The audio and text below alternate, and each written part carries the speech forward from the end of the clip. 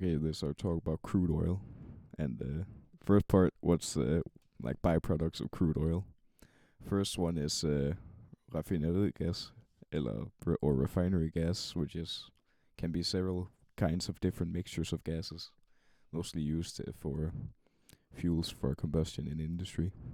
Then there's another kind of gas, flask gas or bottled gas, which is most used for probably most well known for like lighters and fuck like all the grills. There's benzene or petrol, no, car fuels made up of alkenes with between 4 and 12 carbon atoms in it. The most well-known kind is probably 2.2.4 trimethyl, not octane, fucking pentane, also known as isooctane, which is there's different like kinds of it with like between 90% isooctane, then make different amounts of heptane. There's jet fuel or jet petrol, which is jet petrol using jets. Next, yeah, that the fuck. There's diesel, which is also a different kind of fuel for cars. It's made of benzene, which is C6H6, and a different kind of isomers of that, like methylbenzene and 1.3 dimethylbenzene and other kinds.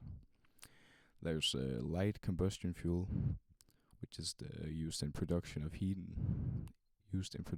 heat liquid fuel burning equipment or home warming things.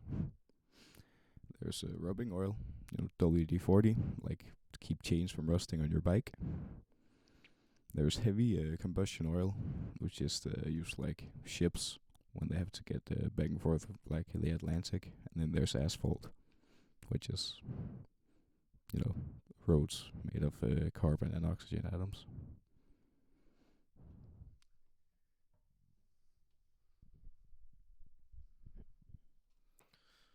And now to what is cracking?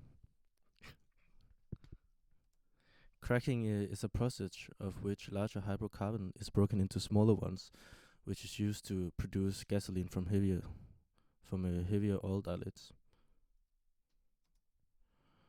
And there are different kinds of cracking, which is thermal cracking, catalytic cracking, hydrocracking, and steam cracking. And all of these types is used in the oil refineries.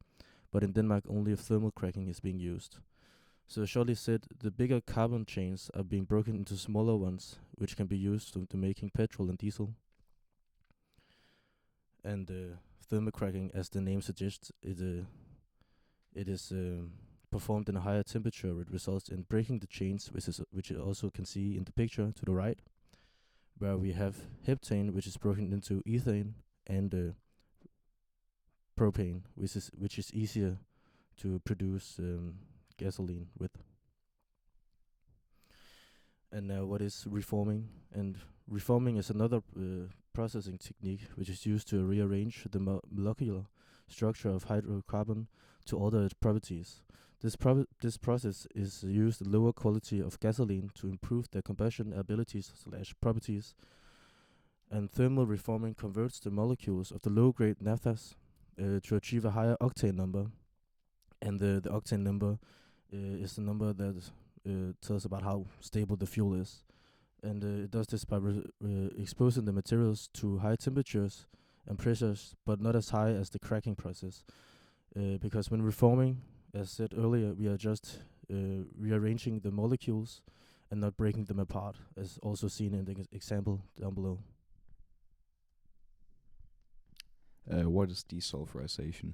Desulfurization is the process of removing sulfur from a gas. In this case, on the picture, is flue gas, and it's basically a filter or absorbance that take up about 95% of the sulfur that would normally escape. And it's done first to get some sulfur for industry, like making matches and other reactions that sulfur is used for, as well as to stop the yeah, sulfur getting into the climate, and yeah, making SO2, I think it is, which is acid rain, and that's not really good for the environment.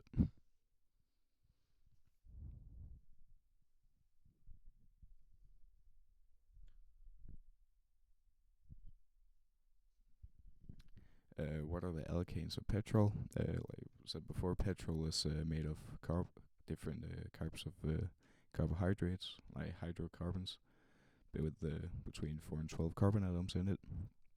It's of course car fuel, and what its name is depends on how big of concentration of isopentane or trimethylpentane is in it. For example, if it has 95%, then it's called octane 95, with the rest of the 5% being heptane. And they're unbranched because no, they're not unbranched, meaning they're branched because they become more stable and less violent, which isn't good for the engine. Internal combustion engines. Internal combustion engines are the engines used in motor cars nowadays. They combust fuel, which is potential energy, to convert it into movement, which is kinetic energy. The fuel exhausts are very important atmospheric pollutants. As a matter of fact, the more the industry progress, the more they are moving from combustion engine to batteries. How do the fuel works? The bonds within fuel molecules are the potential energy of the fuel. By breaking those bonds, we release energy that makes the piston in the engine move and then transfer the movement to the wheels of the car. The fuels are made by the compounds of petroleum fractional distillation and are mixed with additives to make it more stable and more reliable. The efficiency of a given fuel is given by the octane rating of that fuel. What is the octane rating? The octane rating is the measurement of the fuel's maximum compression before combusting. So to measure the octane rating in a lab, the fuel is compressed until it reaches its burning temperature, which causes then the combustion.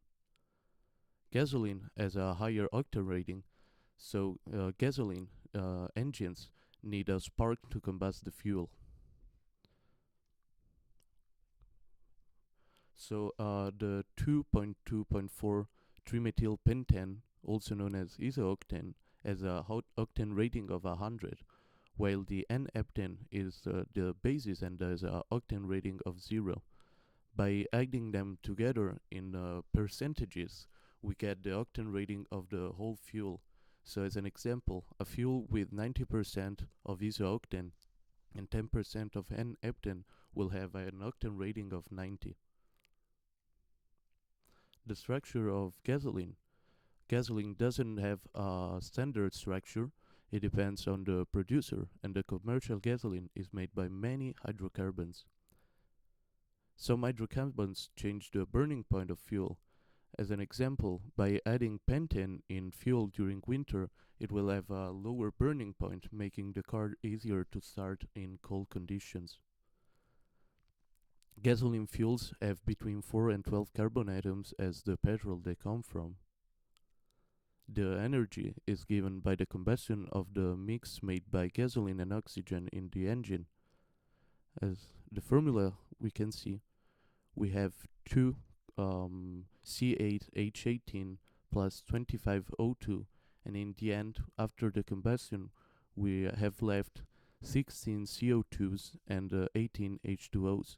So by the combustion of the gasoline and the oxygen, we get carbon dioxide and the water.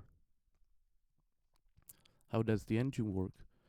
The gasoline engines have 4 phases or 4 strokes.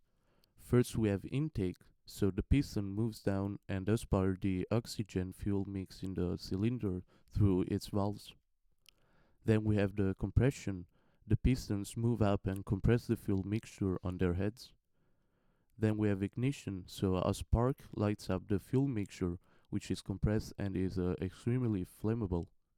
And then in the end, we have exhaust. The explosion sends the piston down, and the valves absorb exhaust fumes when the piston comes back up.